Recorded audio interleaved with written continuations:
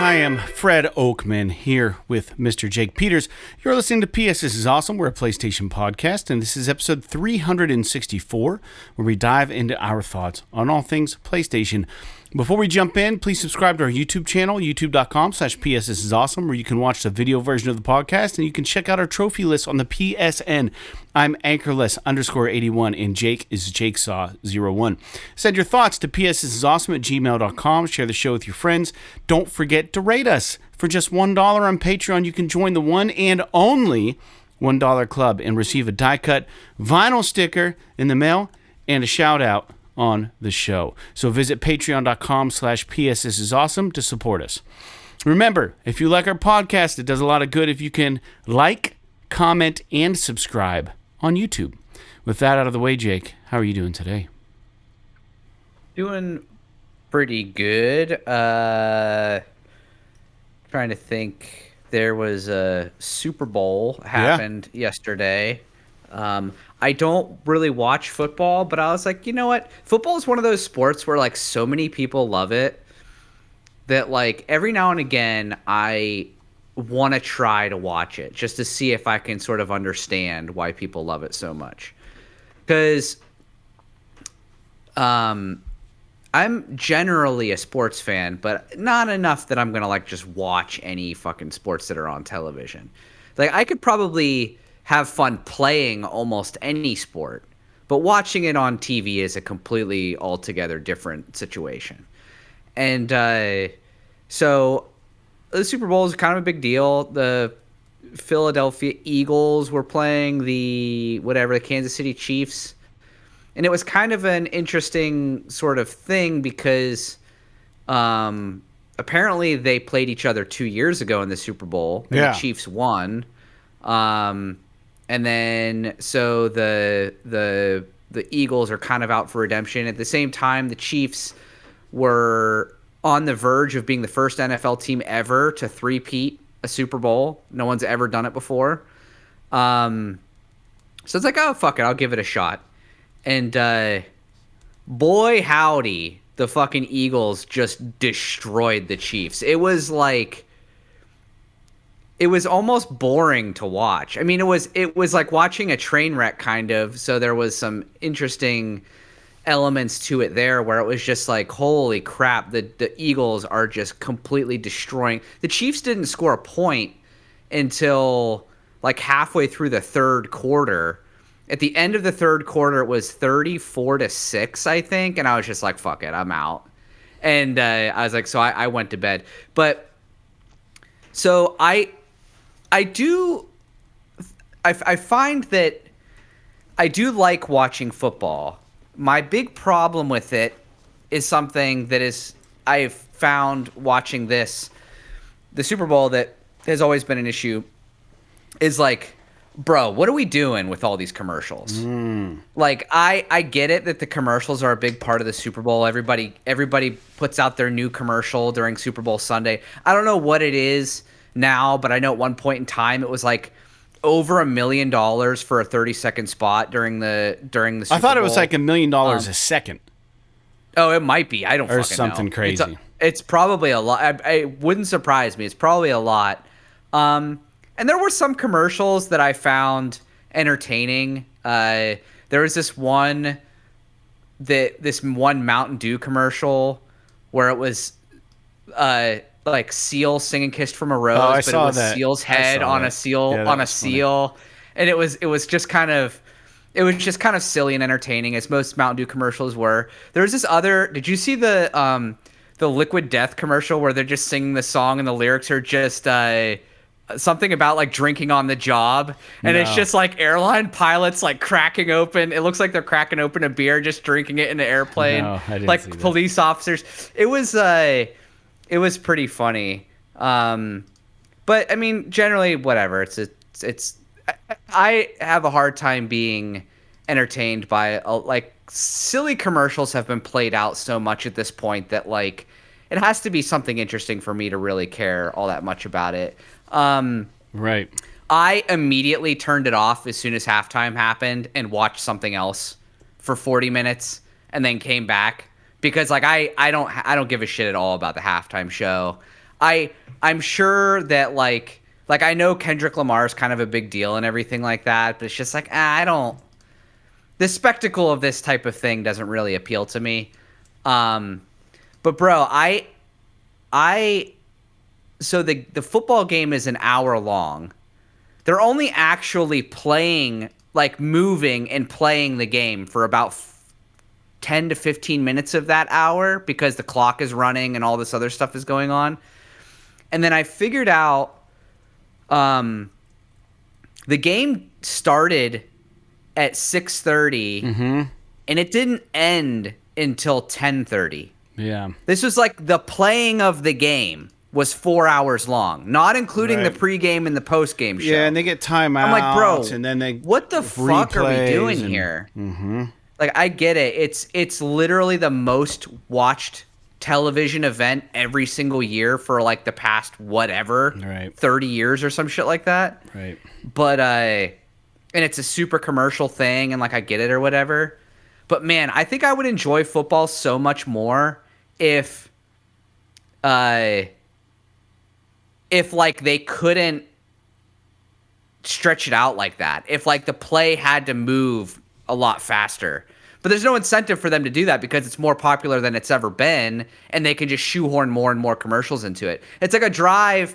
A drive takes anywhere from like, depending on if you're 3 and out to actually going for a touchdown, it could be anywhere from like 1 minute to 5 minutes long. And between every drive is a commercial break. Right. And then you have, then you have like 2-minute warning. You have an extra commercial break there. Every single change in quarter, you have a commercial break there. You obviously have the halftime thing, and it's just too much. Yeah. But that said, I mean, I do enjoy like the game of football. I don't like the trappings surrounding the broadcast experience. But other than that, not really a whole lot else going on. Still doing some trim work at the house.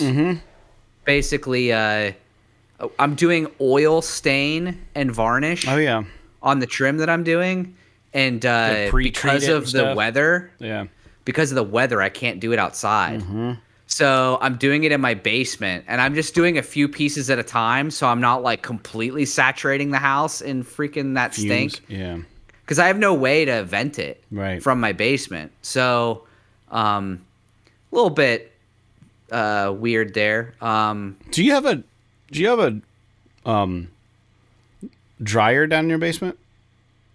Not in the basement, no. No, we have one on the first floor in the bathroom. So just get like a little inline fan on the dryer vent, and then just pull that off. Yeah, I know. And I have, once I get my windows fixed down there, I could probably open them up and kind of vent the basement out that way too. But I can't open any of the windows or anything right now, and it's so fucking cold. I really don't want to. Yeah. Otherwise, I mean, we had a local chemical plant explode. I was going to bring that up. Dude, that was on national news.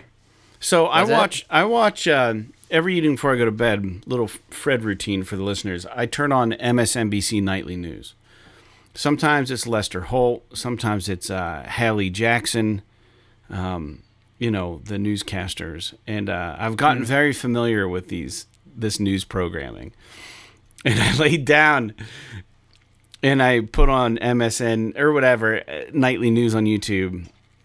And it's like, more details about the plane that went down in Alaska. And it's like, chemical fire explodes in western Pennsylvania, 30 miles south of Erie, Pennsylvania. More on that later. And I'm like, what? I'm like, that's crazy. like I felt like I was in a fucking simulation. Like these people that I watch talk about, like, all these tragic events like Gaza and like, these conflicts and like these mass shootings every night and like all the terrible news stories that seem so far from home. Sagertown, Pennsylvania is literally 10 minutes to 12 minutes from my house.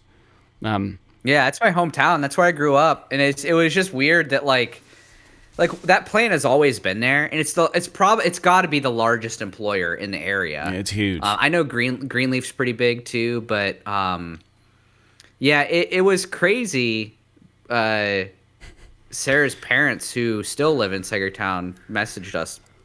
Excuse me. That's how we found out about it. Yeah. Because they said that like the explosion like shook their house like 4 miles away.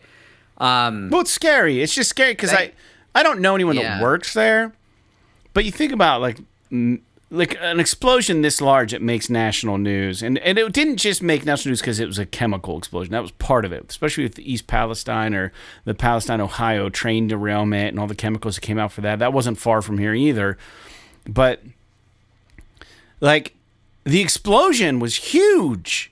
Like there was like a mushroom cloud explosion. You know what I mean? And like. Yeah.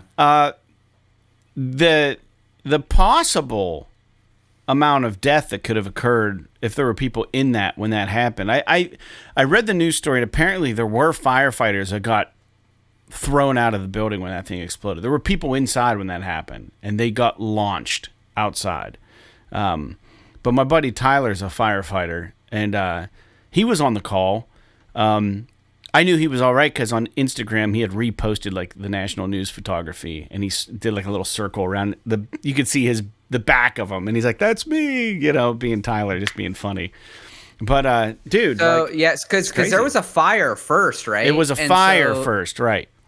So people showed up to fight the fire, and then something went up, and then the tank exploded whole thing or just something. exploded. The roof of the place just got blown off. Essentially, the roof. Did you see? I saw some aerial footage from today of like the aftermath of it. Mm-hmm. It's pretty wild. Like the whole front of the building's fucking gone, and yeah, like, dude, they fucking tore it up. Pretty gnarly. Thankfully, only at like I mean, I say only, but like considering 250 people work there, yeah, the fact that only 7 employees and 4 firefighters had to go to the hospital for injuries, no fatalities or anything. It's crazy. It's pretty lucky. Pretty lucky. Well, it says a lot about a couple things. Either their mitigation, you know, well, I had heard through the grapevine they have their own firefighters there, you know, employed. It makes sense. Yeah. So being a chemical plant, they probably have a deflagration system and shit too. Yeah. The EPA showed up, you know, because of the chemical possible solvents in the air or whatever, and it's just kind of wild. That was really close to home. That just happened on Sunday. So we're recording this Monday. Happened yesterday. Say yesterday this happened? Yeah, that's pretty crazy. Yesterday morning, 10:30, I think it was. It's so wild. But yeah, so that happened. As far as me, man, I'm just going through Hero Quest still. We didn't play this past weekend. Took the weekend off because of the Super Bowl. I watched the Super Bowl. Just printing some more shit upstairs right now. They have this mode in Hero Quest called it's a new mode. It's called the Arena mode, and I'm not quite sure how it works, but it's like a big gladiator arena. But of course, when you buy the game, the expansion is just like a tile that you set down, and you just move your piece on this cardboard tile. But this Dragon's Rest fella came up with all these files to 3D print a fucking arena. And it looks old gladiator style, and it's so rad. So I started printing it for my group.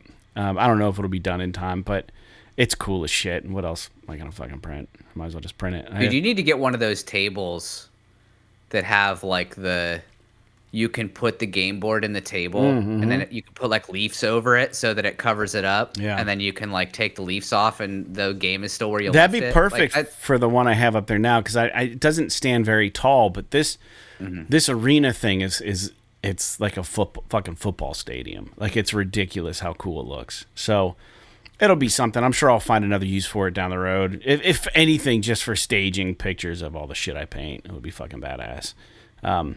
So I'm printing that. I bought a couple games. We'll get into that in a second. I'm trying to think if there's anything else. We practice. We're working on a new song. That's exciting. I have to send that email out still. But yeah, I don't know. Not a whole lot. We've had a couple purchases of the One Off by Land record, so thanks if you guys picked that up.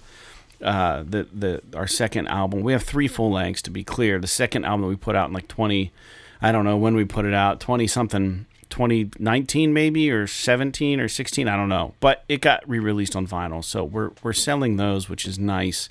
I'd like to sell more, to be honest, than what we have, but I do appreciate those who picked it up so far. There's only 100 copies made. Once they're gone, they're gone. But if you're a vinyl guy, collector, you can pick that up. We appreciate it.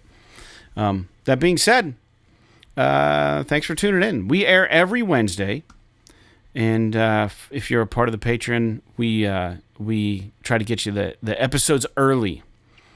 But there's some news to report on. But before we get into that, we're going to talk about games we're playing. And there was no listener feedback, so we'll do games we're playing, then we'll get into the news stories for the week. I was surprised. So the Contra, I forget what it's called exactly. It's on sale for $3.99. Let me PSN trophies. I picked it up, is where I'm going with this. Let me type in my name, Anchorless _81. Update. I love the Contra shit. And why isn't it showing on here? Contra. There we go. It's the Contra Anniversary Collection is what it is. And it's got so many Contra games on it. It was $3.99. Konami published this. The thing about this that's number one really cool is I forgot how awesome the Konami logo was back in the day. It was like a very specific red, and they had white lettering. Do you remember that? Yeah. Oh, so fucking awesome looking. I powered this game up, and it was. You're talking about the one with the orange and red, or orange and red wave, and then it said Konami underneath of it, or that's like a red. All red background, just white text. Is that their new logo? Well, I'm trying to find. So they had a. So it could be. Here, I'll actually I don't know if you would be able to. Can you look at stuff if I put it in the chat? I don't know. It might screw something up, but go for it. We use Discord to record this podcast. Oh yeah. Yeah, Mm-hmm. So I was thinking of the ones from like 86 to 2003. No, it wasn't like that. They did have sometimes whenever you would boot the thing up, and it would be like a different color, but oh yeah. I don't know if that's this is the 2003 to 2013 logo. Oh yeah, that's a good logo. It's fucking dope looking. It's better than their current logo. I do like the 86 to 98 logo the best. But anyways, the 2003-2013 logo is just this red background, just white letters. There's no stroke on the letters. There's no outline on them. There's no black little thin line around it. It's just white and red. And I powered this thing up, and it was late at night, and I had the lights out. And the red filled the entire screen, and it just lit my room up red. And I was like, that's a statement. It was awesome. But needless to say, Konami has done... now they've done some anniversary collections. It's a series, and they've done the Castlevania anniversary collection also, and then the Arcade Classics anniversary collection. This is the Contra anniversary collection that I picked up. It's $3.99.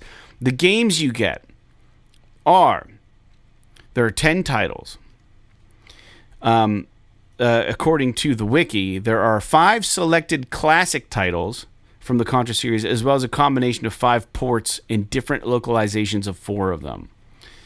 The latter being their European counterparts. So you get the arcade version of Contra, the original game, the 87 version. You get the 1988 NES version of Contra. And you get the 1988, the Famicom version of Contra. So you get those 2 ports with the arcade. You get Super Contra for the arcade, which came out in 88, and then there was a port to NES that they called Super C, and that came out in 90. You also get Contra 3, the Alien Wars, that came out on SNES in 92, and then the European counterpart was called Super Probotector Alien Rebels on SNES. That came out in 92. And then there's also Contra Hardcore, Hard Corpse rather, that came out in Genesis in 94.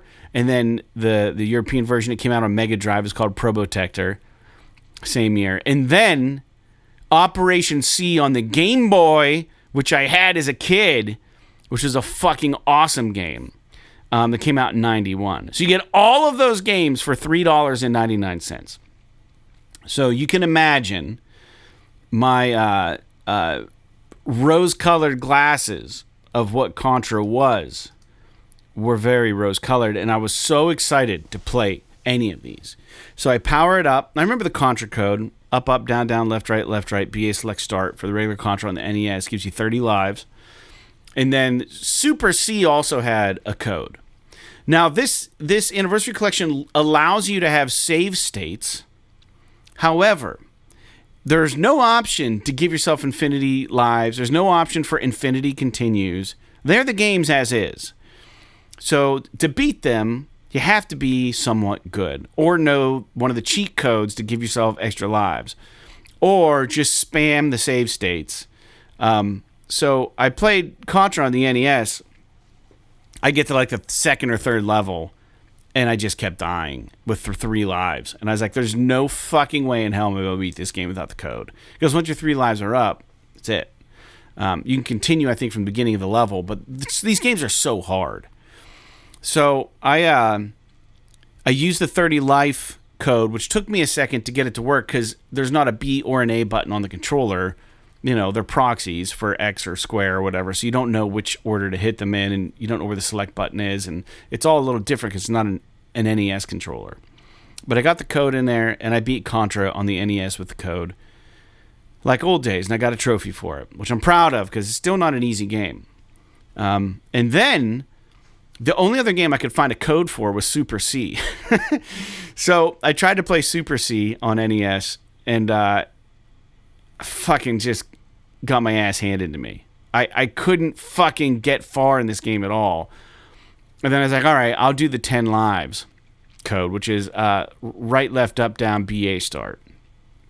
And I got the 10 lives, and I got in the NES version, and I got to the last level, and it allows you 2 continues. There are 8 stages. Each time you continue, you get 10 guys again. Now, I'll also say this, that if you play these games 2-player, they don't throw more bad guys at you. So it doesn't adjust depending on if you have a second player or not, if you're playing co-op. So if you're just playing the game by yourself, you have just as many enemies to kill as if you played with a friend. So the trick to beating these games is to play with a friend, with all the lives. So to play by yourself with 10 lives and 2 continues, so you get 30 lives to beat the game, Super C. I got to the last level with 2 guys left, and I just couldn't fucking do it. I couldn't do it. So I had to, retry it. And I started saving my progress as I got pushed further and further into the levels without dying. I'd get through a hard part and hurry up, spam save, and then if I died, I'd just reload it where I came from. So that's cheating. But to be clear, it's one of the few ways to beat the game, because I can't imagine, I know they're out there, but I can't imagine a regular human being beating Super C with 3 lives and 2 continues. 9 lives. Because it ostensibly took me 10, 20, about 22 lives to beat the game, spamming save. So, I just don't know how a person can do it. But I beat Contra and I beat Super C since the last time I've been on the show. And I feel very accomplished. And if that's all I get out of this game, then that's enough. It was really nice. It's been a nice playthrough, a nice revisit of the classics. And for $3.99, you can't beat it if you're a fan of these kind of games. Well, the other thing I picked up 2 other games. There was a VR sale. We talked about it last episode. I picked up the Seventh Guest VR, which caught my eye because I remember having it on an old computer. I knew they remade this, and I looked at the reviews, and they were really pleasant. And what a delightful purchase, man! This game is awesome. I started it, and I I remember it being extremely confusing as a kid when it came out. It's like a puzzle game, you know. It's almost like one of those adventure kind of games that you have to like know what to do with the things. So there's these guests that go into this mansion, and you don't really know what's happening. You just show up in the mansion, and you have this little fairy that's like flying around telling you, oh, the coolest mechanic is that you have a searchlight, and the house is all old, right? It's an old house. There's cobwebs everywhere, and there's framed paintings on the wall, and there are plants that are dead, and there's just like all this old shit. Well, the light, whatever you shine it on, restores, only while the light's on it, what that thing looked like in its heyday. So you'll shine it on a plant that's dead, and the plant like looks like it's alive. It's like you're looking into the past. And the cobwebs go away, and the house is real pretty in that area. You can do the same for closets. A lot of interactivity with a lot of objects that you don't have to interact with, which is kind of fun, like umbrellas and like different adornments on the shelves. $14.99 for this game. Great deal. The voice acting's good. The house is awesome to be in. I will say that some of the puzzles lend themselves to VR. In that they're more interactive and kind of fun. And they have this like a Ouija board thing that you can pull out to get game help, and you move it around and you click a button and it goes to help. It's like how you navigate the menu with like a Ouija board. It's kind of cool. And I'll say that like some of the puzzles are tough because they're hard puzzles, but some are also tough just because like there's, you know, that game where you have like maybe like a square and you have all these different pieces. Like, you know, the game where you have like the little tiny squares, there's one open space, but then there's all these other squares. You have to slide them all around to make the picture. Mm-hmm. So it's essentially that, but it's coffins and they have little handles on them. And the goal is to get this middle coffin into the furnace. But some are longer, some are shorter, and you're trying to move these fucking things and slide the thing through in VR, which is a really cool idea on paper, but like when you're doing it in VR and you're trying to grab one of these little coffins and you keep grabbing the wrong one, it drives you fucking crazy. So you pick up coins through the house, and you can use these coins, you can spend them to beat some of these puzzles, which is nice. So on that one, I just spent a coin and it resolved itself in front of me. And I was like, thanks. I wasn't going to fuck with it. But there's no action. It's just a story game. It's all puzzle driven. There's one that's a magic, like one of the guests is a magician illusionist. And he has a magic hat in the room. You go in the room and you hold the hat and you put your hand in it. And then your hand actually shows up out of another hat in the room. So the trick is like there's pressure plates where you have to grab keys. And you can't step in front of the key to grab it because it locks it. So you have to set the hat on the end table, on the nightstand, step away, use the other hat, reach through it, and you see your hand in VR coming out of the other hat. It's fucking wild. And you're trying to grab this fucking key. It's really neat. So, like, you couldn't do that on the original game. So some of the puzzles lend themselves to VR in a really interesting way. It got great reviews, man, and it's don't overlook it. If you have a VR, it's kind of a fun. It's not really scary. One of my favorite things about the Seventh Guest in VR is all of the paintings have some kind of eldritch horror to them when you shine the light on them. Like there's a painting. They all look like vintage, a classic, whatever you want to call them, Renaissance paintings. And there's a painting of like these 2 or 3 men playing bocce ball. No, one man playing bocce ball leaned over, and these women around him, like with pretty dresses and stuff. And he's like leaning over to hit the thing. You shine the light on it, and all of a sudden, all the women are holding hammers, and the guy's bleeding out of his skull. And it's like, wow, that's kind of rad. And then like you'll see like a picture of like a sunset, like this old vintage thing, and you're like, I'm gonna shine my light and see what this looks like. And you shine the light on it, and it just looks like some horrific apocalyptic monster is in the distance, and the sunset is actually fire. And it's a redrawing of this Renaissance painting in a horror, like in a nightmarish way.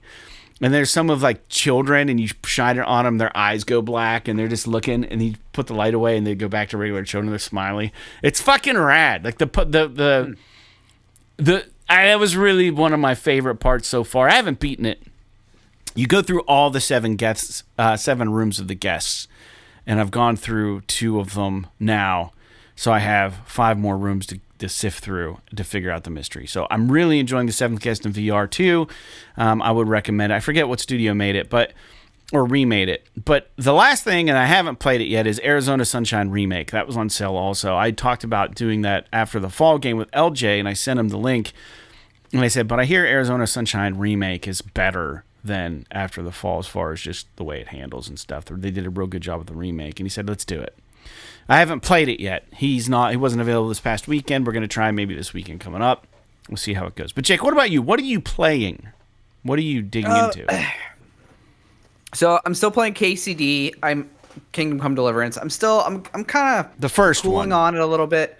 Yeah, I got to the point where I sort of gave up on it the last time.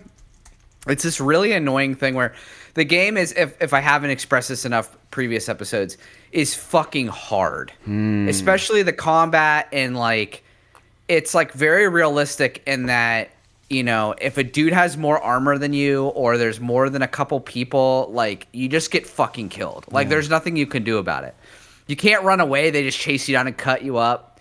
And there's this thing where you go to this big base, and it's like you got to kind of scope it out. And it's hard to do without getting caught and murdered. So, but Friday, I had this big plan because Sarah was out. So I had this big plan. I was going to come home, strap on the VR, and I was going to just have a night of playing Resident Evil Village. But I got home, and there was a freaking PSN outage, which I'm sure we'll get to. Oh, yeah, it's part of the news. So I ended up not being able to play it because it couldn't validate my license because it's a digital game. So after fucking around with that for a while, I was like, you know what, screw it. I have my Xbox, I have Game Pass, I'll try a few things on here.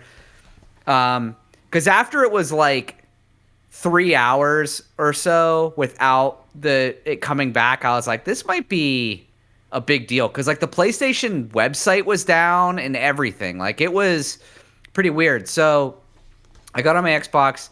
I downloaded. I actually already had downloaded the recently released Ninja Gaiden 2 Black remaster that they just did. Right.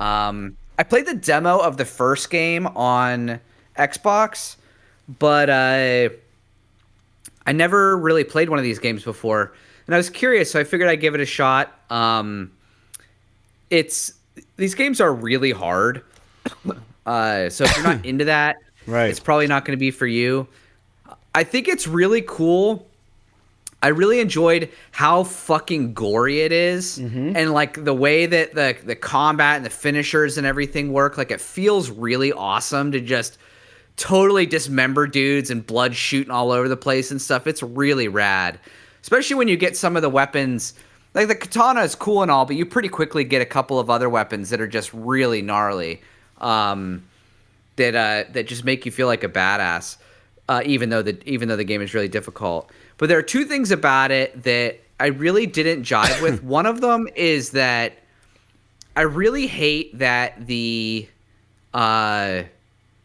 so you hold down L1, which on Xbox is the left bumper, but this is a PlayStation game as well. You hold down L1 to block, but then if you want to parry or if you want to dodge, you have to hold down L1 and then press the stick in a specific direction. And I know that that's not that far off from like the standard controls in this type of game where it's like hold the stick a specific direction and then like tap circle is usually what like a lot of games use as dodging mechanics in these action-y type third-person games. But there's something so much more elegant about, like, I'm already walking to the left, and then I tap circle, and he dodges and rolls to the left. Whereas, like, in this game, it's like, I'm standing still, I'm blocking, like, I can't just press one way or the other because then he like dodges or like it. I don't know. It's very clumsy in that regard. And then the other thing, and you actually have to do all of this like timing stuff for parrying and things like that, which is very difficult to do. I don't know. It's just hard. It's probably just me being bad at the game, but the controls were really weren't jiving with me all that much. And then the camera in this game, oh boy, is it not good. It's like locked behind the main character. Like it doesn't give you this really free flowing, like fluid camera where you can have like really precise control of it with the right stick. It's like it's trying to move it for you all of the time while you're also able to move it very sluggishly by yourself. And it really puts you in weird spots from time to time where like you're having trouble seeing around corners and like you get attacked when you don't know it's coming and like weird stuff like that. That all said, it is still very fun to play. I don't think this is a game I'm going to beat or anything like that. I kind of wanted to play it as more of a curiosity. I did play like the first 3 stages of it and I did really enjoy it. But I don't think it's going to do any, I'm going to beat it. It is very cool though.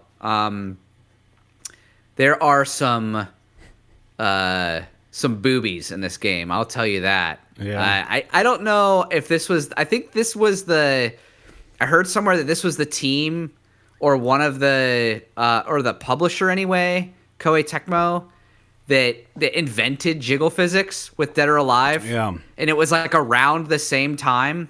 So maybe that kind of makes sense. But yeah, that's kind of an interesting tidbit. So I put that down. I downloaded this game called Eternal Strands because it looked very similar to like a if you've listened to the podcast, you know how much I love Immortals Phoenix Rising. And this had kind of like that sort of vibe to it. So I decided, even though I'd never heard of this game before, so I decided to give it a download. And I played it for maybe an hour and a half. And it's interesting. I am definitely interested in it. The combat isn't pulling me in, but it could be just because I'm not that far into it. But I don't know about you, but like there's something, one of the major differences between like a high budget game or like a very good third person melee action game and like a less good or a lower budget one is the feedback, the impact you get when you fight enemies and you're hitting them with your melee weapon. Like if you side by side could do a comparison between a game that does it well and a game that does it not so well, you would know exactly what I'm talking about. But there's something about the combat in this game where when I'm striking enemies, I'm not getting enough feedback, whether it's through the controller or it's through the audio or whatever.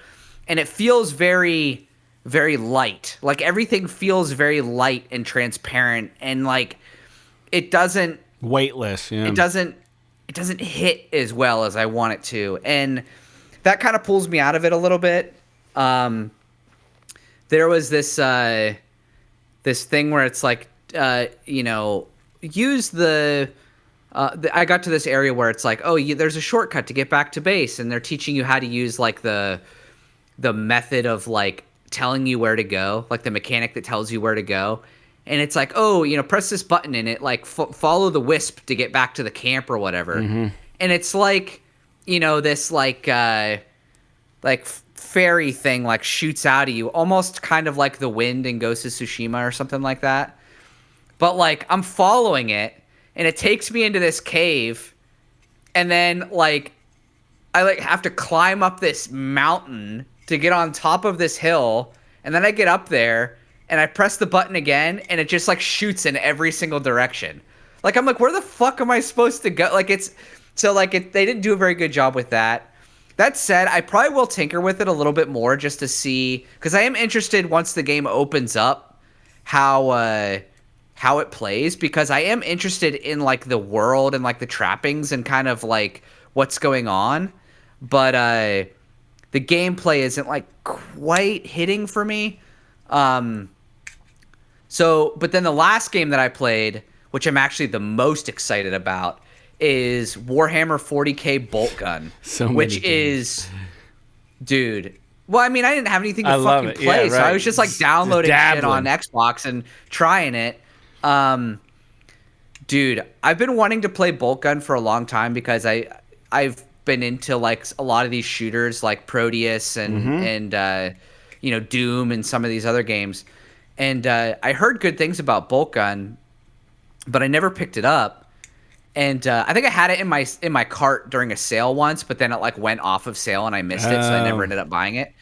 And so I picked it up, and dude, this game is fucking awesome. It is so fun. It's like a pixely kind of boomer shooter, but it's Warhammer. You're playing as an Ultramarine, and you're running around, and you just like, it's super gory. You're just fucking just blowing dudes up, and there's a taunt button where he'll like point at the bad guys and like say some fucking Space Marine shit at them. That's cool. And like it's really fun. And you can I'm trying to think. I haven't gotten very far in it. I've only played like a couple hours of it, but it just kind of drops you in, and it's got all of the kind of hardcore sort of machismo, like campy machismo of like Space Marine, like Warhammer, like the game Space Marine. But it's a little bit more silly, just because of like how it's like all pixely, and you're just like, it's a fucking gore fest, and you're just like taunting the bad guys, and like it's really cool. Like, even to the fact that like the armor that you pick up, they refer to it as contempt. Okay. Which is so fucking cool. Yeah.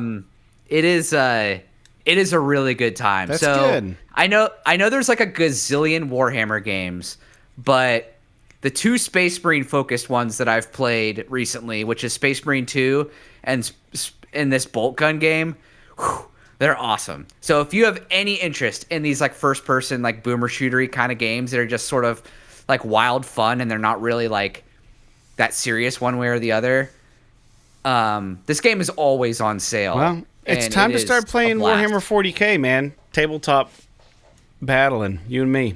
I can't afford it. I gotta freaking neither can I pay for my house. Neither can I.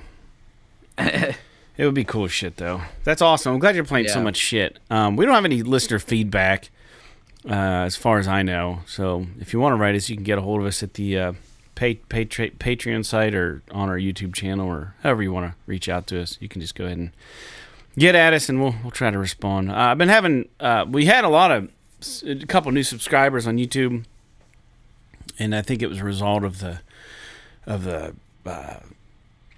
shorts I've been posting. I kind of went to the wayside. I was able to do it really easily from my phone, and now when I'm trying to post shorts from my phone, it's the layout. It won't let me adjust the layout, so it's just like our podcast above our podcast and the video format. And like, what I like to do is try to make my face on top, yours on the bottom, or vice versa, whoever's doing the most talking. And every time I'll get that, and I'll lay it out, and I'll click next, but then it just reverts back to the regular videos. So the shorts are kind of jacked up right now. So I want to get back to doing that, but needless to say, it's a digression. But we'll get into some news here and call it a day. There's not a whole lot, but the most notable news point for today's episode will just be a quick conversation about the PSN outage. It occurred Saturday, I believe, or was it Sunday? I think it was Saturday. It was Friday night to like Sunday night. Yeah, so mainly... Or Friday night to Saturday night, I'm sorry. Yeah, so as compensation, Sony now has kind of come out, and they're awarding PlayStation Plus members 5 extra days of Plus membership for the outage, which honestly, I guess kind of tracks, but what do you get if you're not a Plus member? I guess maybe nothing, because you can't game online unless you're a Plus player now. You got to be at least Essentials to do online gaming. So the network outage really would just short you from having access to their store otherwise, or your friend list, or seeing who's online. I guess they didn't feel that was worthy enough of a setback to award you with anything. But if you're a Plus member, be it Essential, Premium, or Extra, you're going to get an extra 5 days of PlayStation Plus because of this outage. Now, the title of the podcast is Storm in a Teacup, and I was trying to find an analogy or something that's a big deal that's not really a big deal, that could have been a bigger deal. We know in 2011 that outage that happened, and it was the network. Jake, you and I just actually talked about this recently on one of our shows. I remember us talking about the outage. It was down, it was down for weeks, I think, or something crazy. It was down for a long time, and then there was a data breach. So all kinds of crazy shit. Sony had to give everybody identity theft protection for free for 6 months or a year or something, and man, there was lawsuits. And so the reason I titled this Storm in a Teacup is really that if you think about it, this could have been so much worse than what it was. This really was just a little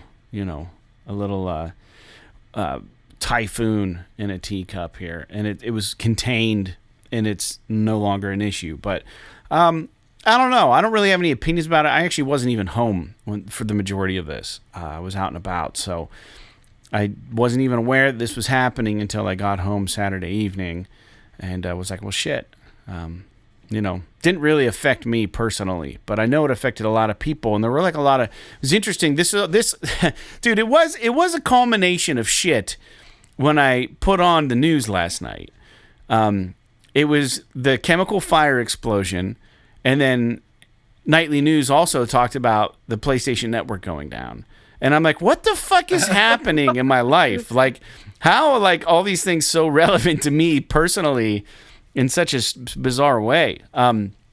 They were posting, like, on the news, they were showing TikTok videos of, like, first of all, gamers being pissed off and freaking out. And then, like, there was one TikTok video apparently on the news that they had put on there was like this mom or something saying, or maybe a wife saying, get them now, get them to do the dishes now.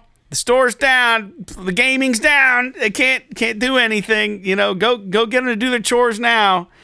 And that was kind of like the running joke. But on a bigger sense, they, the news reporter was like, well, what, why is this such an issue, or why are we reporting on this? And it's like, well, because we've become so reliant on our network and the connectivity of everything. And the lady, one of the analysts or something that were presenting the story, or the newscaster, said that this could just as easily have been your bank.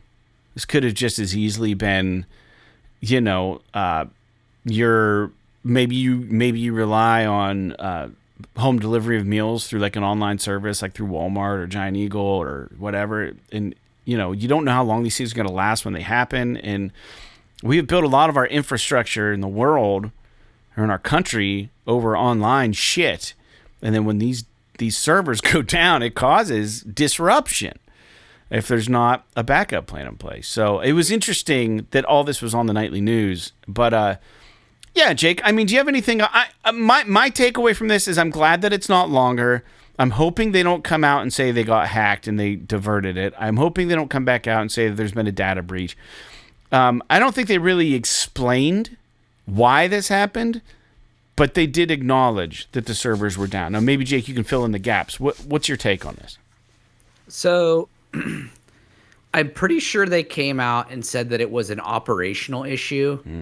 Maybe they had a bug in their system that just that took it offline, or maybe there was a bug in their system that, in order to fix it, required them to take down the server, right? Or the servers. So they didn't say anything about there being a hack or anything like that. They said it was an operational issue, which is good. I think if it was a hack, it probably would have been a little bit more long term, like it was in 2011. But the one thing I will say is, like, Dude, I was feeling a little bit like kind of I've always been a heavy proponent of digital games. Yeah. And this was something that really kind of shook me a little bit. But I will tell you that it's primarily would not have been an issue. I don't play online games. Most of the reason why people were upset is because they couldn't play online games. My problem is I couldn't play any games. And the reason for that, and this is something that Sony won't fix because they don't give a shit. My brother and I do game share between the two of us. Yeah. Where he can download my games onto his PlayStation and I can download his games onto my PlayStation. Go ahead. So the problem with that is when you have that enabled, it makes it so that your digital games DRM check every single time you start them. So if I turned that off, then I would have been able to play all of my games. The problem is that you can't turn it off when the network's down. So because the network was already down, I couldn't turn it off so that I could access my games.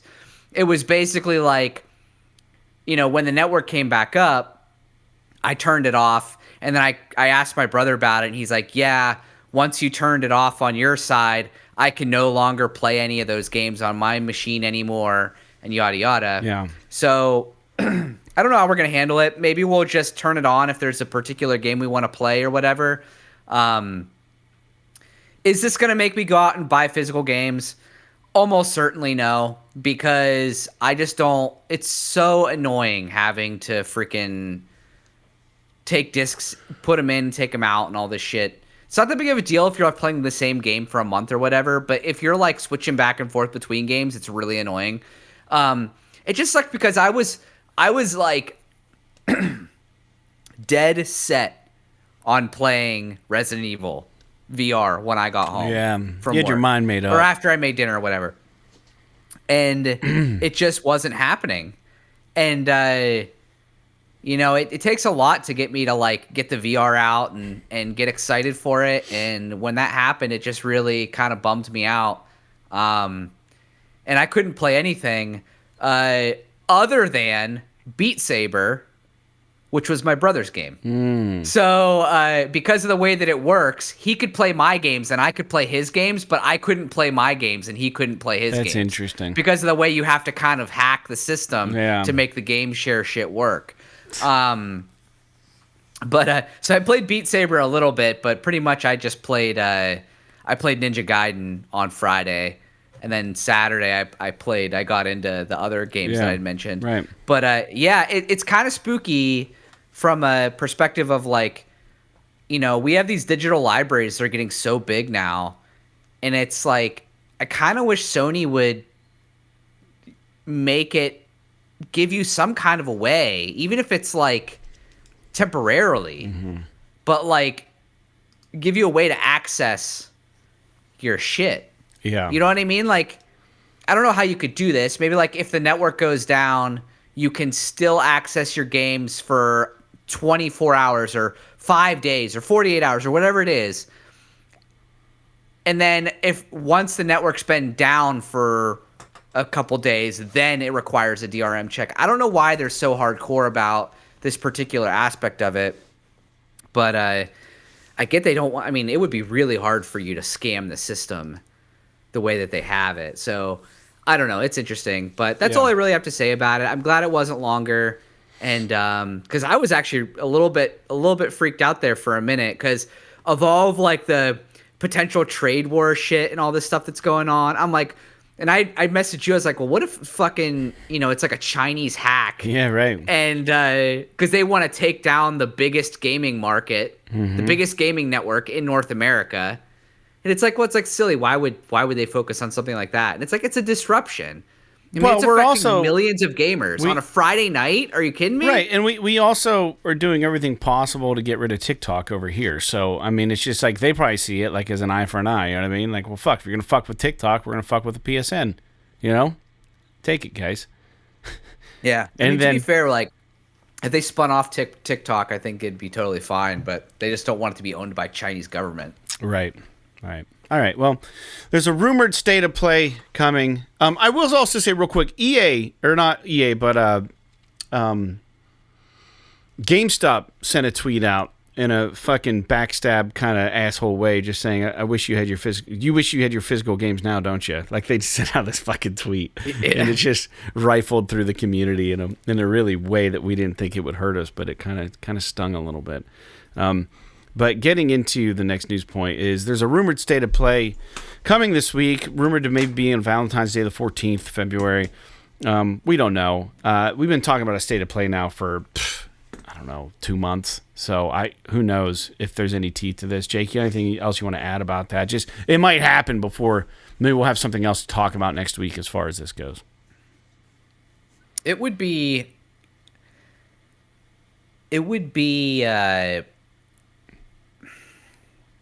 nice for there to be a state of play. Is it going to be about Ghosts of GOTHAM? Is it going to be about, who knows, maybe they're going to talk about Wolverine because we haven't heard about that in fucking forever. But yeah, I would be really, I'd be interested in seeing a state of play for sure. I hope it does happen. We haven't heard anything, but they usually will announce these things like a couple days off. I wouldn't be surprised if tomorrow they say, oh, we're going to do a state of play on Thursday. Usually it's like one of those kind of deals. So we'll have to see, how that pans out, but yeah, I'm definitely interested in what they have to say, especially in the wake of all this freaking live service disaster. Yeah, right. All right, well, move forward. We'll move forward with that. I agree with you. We'll see what happens. This one kind of pissed me off a little bit, this news story. Not in a way that like I was like seeing red, but just like a disappointed, pissed off. Like, are you fucking kidding me? Like that. So Insomniac, at one point, this has come out now, whether recent or clearly after the release of the third game, but at one point tried to get a green light from Sony to do Resistance 4. And Insomniac said that we had a really good story lined up. We thought that we could really take this somewhere awesome, and we presented it to Sony, and they shot down the concept. So... a lot of the Resistance fans have been pressing the folks at Insomniac about this, and they know that we would like to have another Resistance, but it's not for lack of trying on their part. They tried to get the funding for it. They tried to get the approval from Sony, and Sony said no. So that's just fucking annoying to me. I don't know. Maybe they should try again soon, because these games as a service ideas aren't really working, and we need a first-person shooter game.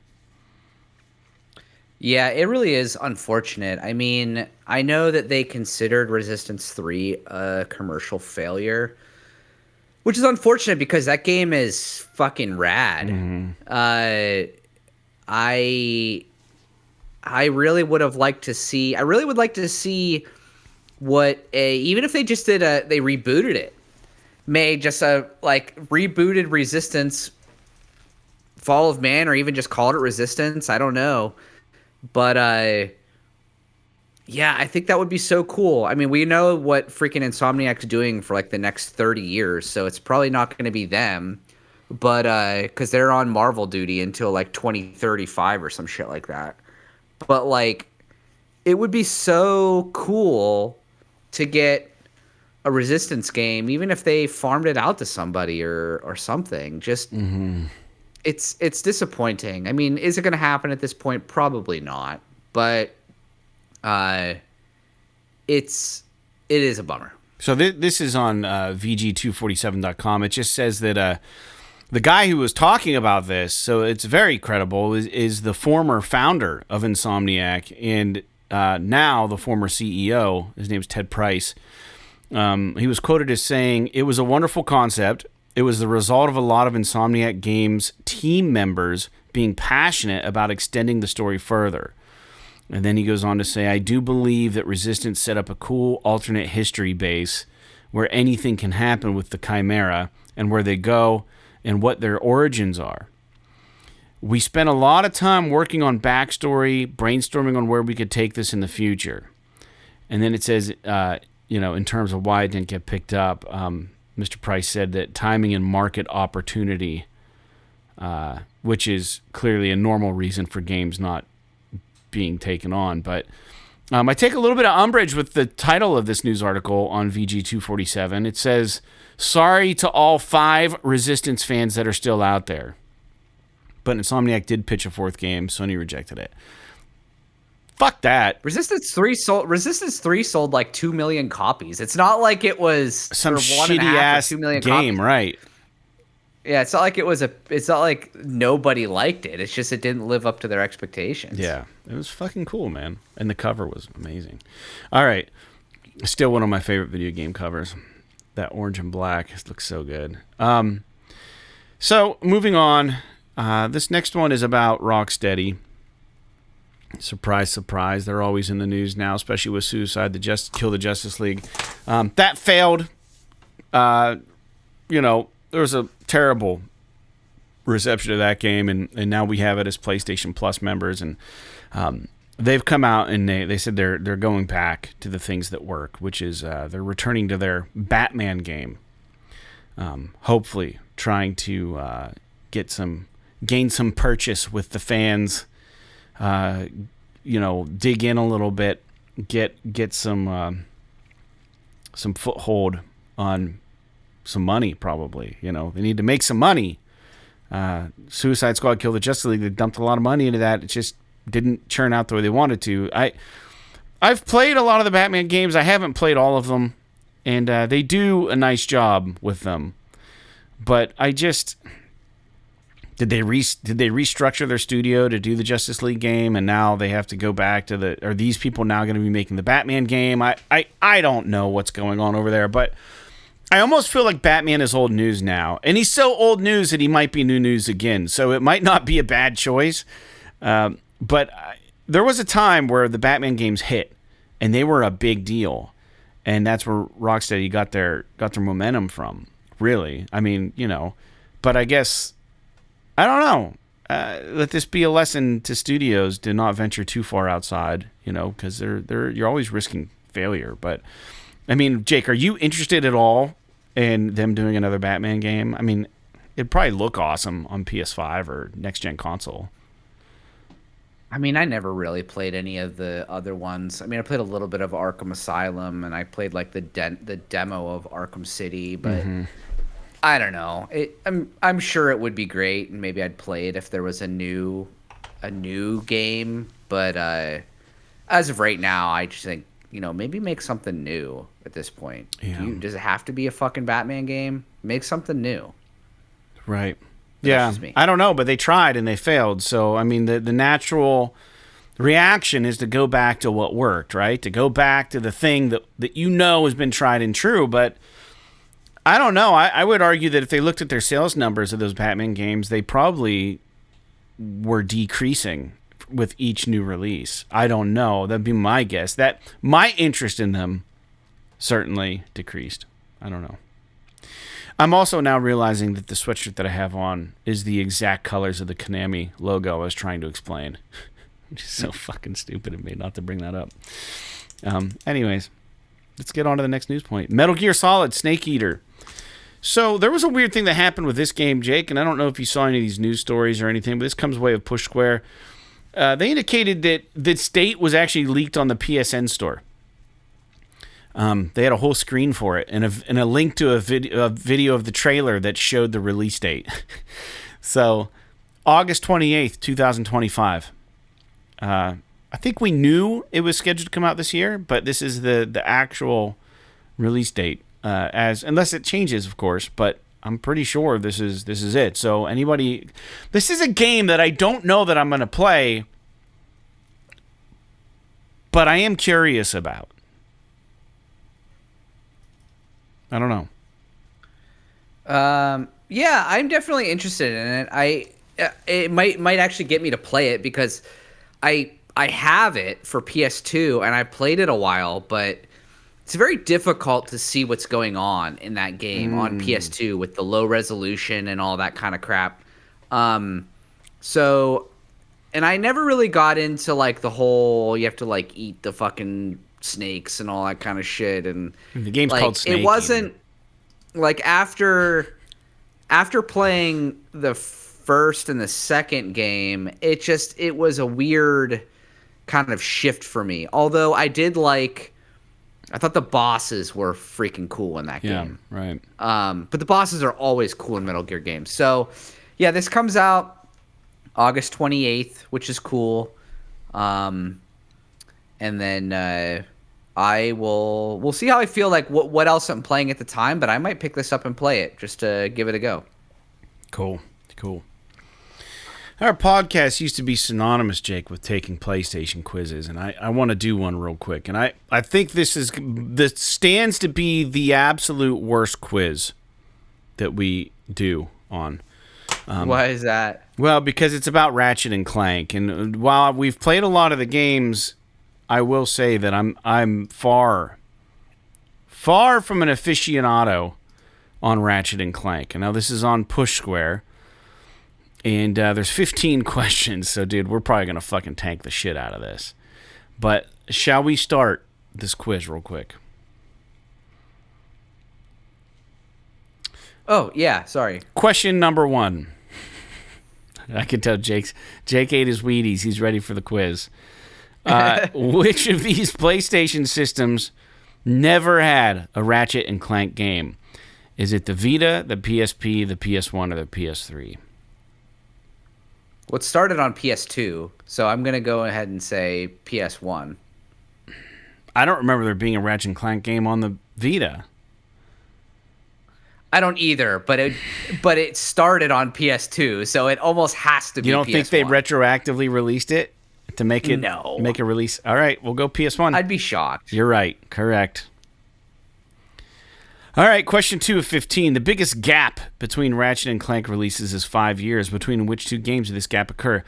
Was it Into the Nexus and the Ratchet and Clank remake? Was it the Ratchet and Clank remake and Rift Apart? Was it the Ratchet and Clank Up Your Arsenal and Ratchet Deadlocked? Or was it Ratchet and Clank Quest for Booty and Ratchet and Clank Crack in Time? I think it's that one. Quest for Booty. And No, I think it's the remake to Rift Apart. Because they were like 5 years apart. Well, let's do it then. All right, you're correct. Man. I don't know that we're going to get very far. I don't know anything about this fucking game series. I like playing them, but on what planet do Ratchet and Clank first meet in the original game? Is it Rylgar, Quartu, Novalis, or Veldin? Quartu sounds right, but Novalis also sounds right. Dude, I have no idea. I literally played the first game. Wait, which planet do you Ratchet and Clank first meet in the original game? I played it, but I don't remember. Veldin sounds it's whatever right, it's the planet that Ratchet's from. I don't fucking remember which one it is though. Quartu. I just pick one and I'll just pick it. I don't know, man. I thought Quartu was like the city. I don't know, man. All right, let's go Novalis. Nope, it's Veldin. That's missed one. The iconic duo first meet one another in Veldin after Clank escapes from Quartu's Warbot factory. That was the name of the factory. And then the robot's ship just so happens to crash on Ratchet's home planet. Didn't they hate each other in the first game or something? Yeah, they had a pretty gross relationship for the first part of the first game, for sure. So in 2011's Ratchet and Clank All for One, which of these characters isn't playable? Quark, Ratchet, Dr. Nefarious, or Big Al? Probably Big Al. I think it's Big Al, yeah. Correct. Question 5 of 15. In the Ratchet and Clank 2016 remake, it's revealed that Dr. Nefarious was once a member of the Galactic Rangers. What was the main reason behind his eventual betrayal? Was it he was jealous of his superiors, he fell in love with another villain, his experiments were deemed too dangerous, or he was treated poorly by Captain Quark? I think it's because Quark was making fun of him, wasn't it? Yeah, I think he got picked on. Yeah, correct. That's funny. 6 of 15. What is Quark's full name?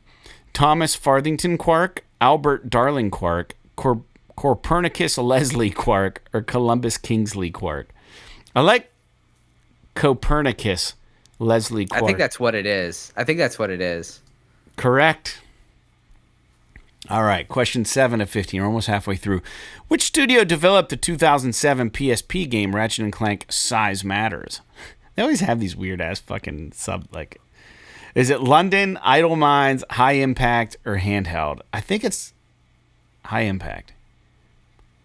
I don't know, though. All right, hit it. I don't know. It is High Impact. Yeah. All right. 2003's Ratchet and Clank Going Commando was renamed in numerous PAL territories. What is it called in these countries? Ratchet and Clank 2 Guns Blazing, Ratchet and Clank 2 The Big Bang, Ratchet and Clank 2 Locked and Loaded, or Ratchet and Clank 2 Triggered. I think it's Locked and Loaded. I think you're right. I think it is Locked and Loaded. Correct.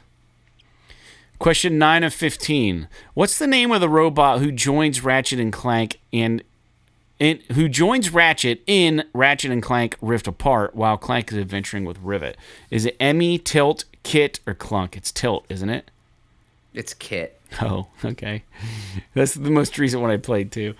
All right, very good. 10 of 15. We're actually not doing bad. In Ratchet and Clank A Crack in Time, which crazy weapon turns organic enemies into chimpanzees? The Chimpan-Easy, the Chimpo-Ray, the Chimp-O-Matic, or the Chimp Changer? I think it's the Chimp-O-Matic. Yep.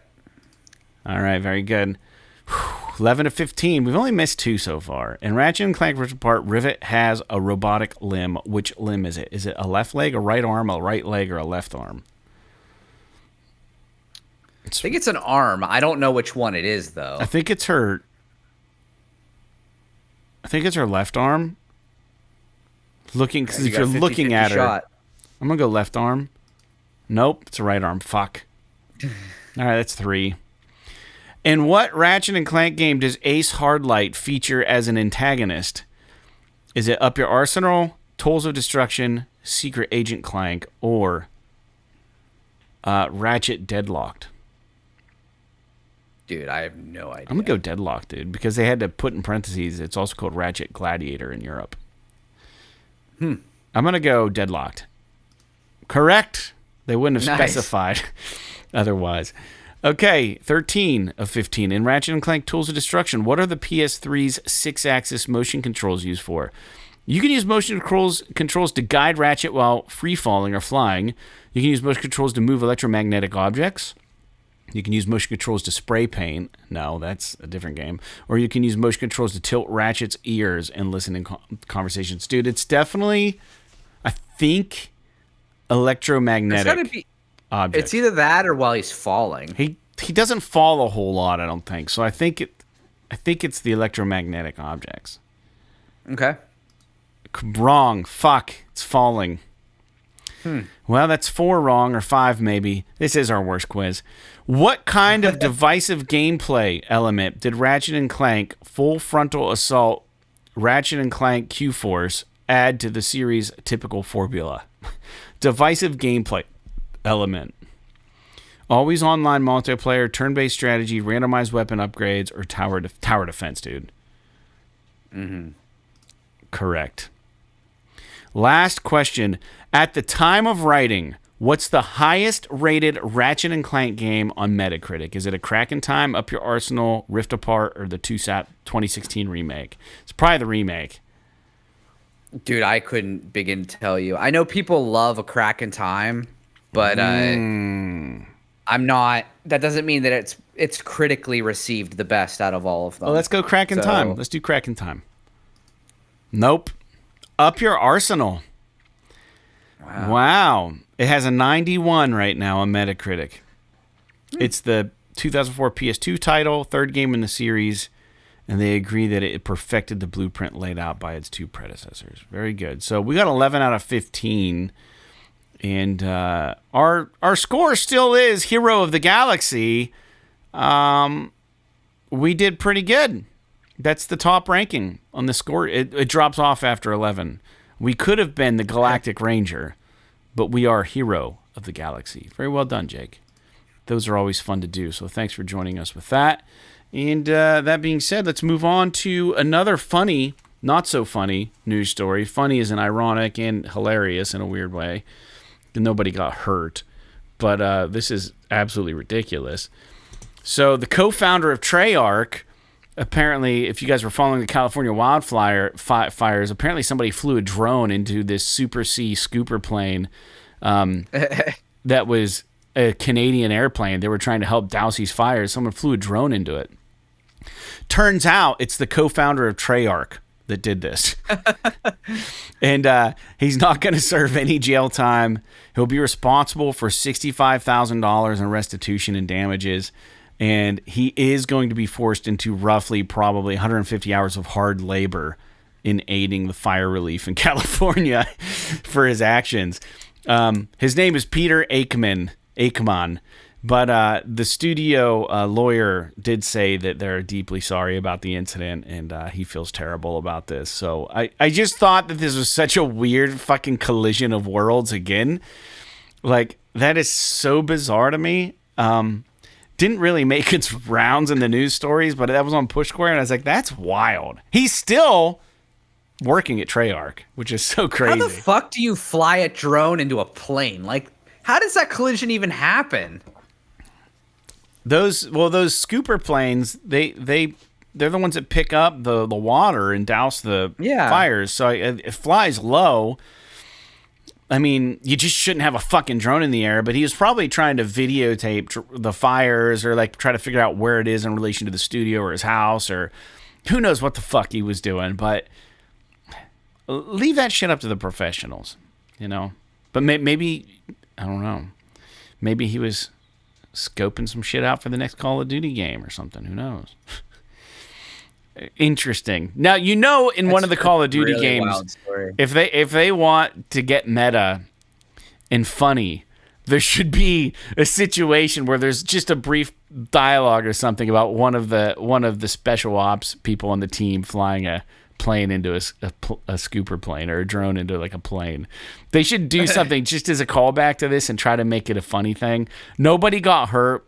Granted, it did take the plane out of commission, so maybe it did actually cause a lot of problems because this plane was out of operation after this. So there's one less tool they had to fight the fires. So way to go, dumbass.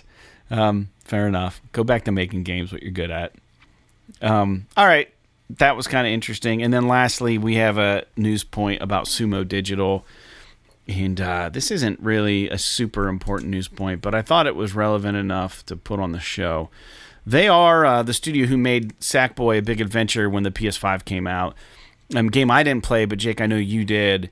They have announced they've canceled their new IP that they were working on, and they've done so they can assist in game development for external partners. So they're going back to a supportive role, it would appear, and not going to be doing an IP of their own. So, interesting. Yeah. All right. Well, that's. I wonder what they're going to be supporting. Yeah, no idea. But with all the shakeups and shit, I don't know. Hopefully, they're doing something cool, making things progress a little faster, maybe. But that's all. There's no new games to announce this week. I know that there are new games, but I couldn't find a good list at the moment. So, again, thanks for tuning into the podcast. We're pretty much done with it for the day, and. As always, please tune in next week. Let us know how you're feeling. Let us know if you've ever beaten a Contra game without using the cheat code, or if you did use the cheat code, or if you picked it up, what you think of it, and all the other games we talked about today.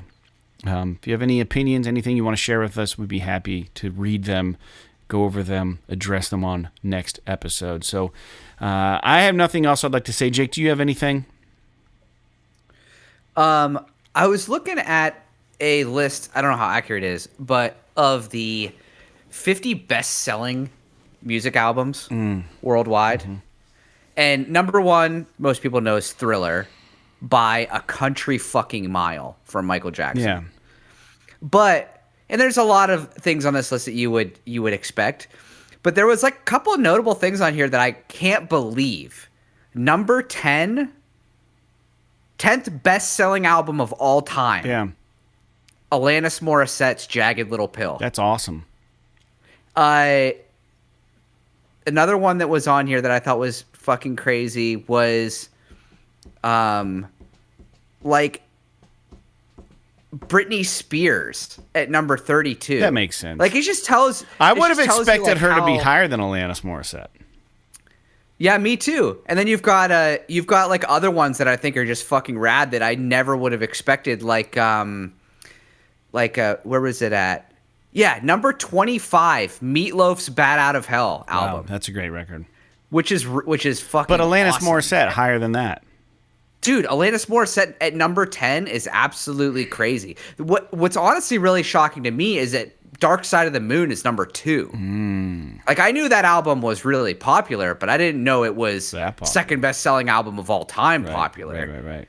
And, yeah, and there's, like, obvious ones on here, like the freaking Grease soundtrack and, you know, Appetite for Destruction. Are there any Christmas albums on there?